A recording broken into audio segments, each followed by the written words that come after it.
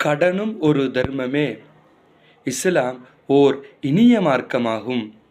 வாழ்க்கை என்பது உன்னை மட்டும் சார்ந்ததல்ல, உன்னுடன் இருப்பவரையும் சூழ்ந்தது. நபிகள் நாயகம் ஸல்லல்லாஹு அலைஹி வஸல்லமா அவர்கள் கூறுகிறார்கள், யார் கடன் கொடுத்து ஒருவருக்கு உதவி செய்கிறாரோ அவர் தர்மம் செய்தவரை போன்றாவார்.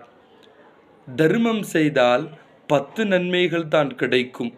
ஆனால் ஒருவருக்கு கடன் கொடுத்து உதவுவதால் அவருக்கு 18 நன்மைகள் கிடைக்கும் என்றும், கடன் கொடுத்தவரிடம் மெல்லினமாக கொடுக்கல் வாங்கலில் மெல்லினமாக இருப்பவருக்கு அவருடைய உயிரை வாங்கும்போது அல்லாஹ் மென்மையாக அவருடைய உயிரை கைப்பற்றுகிறான்.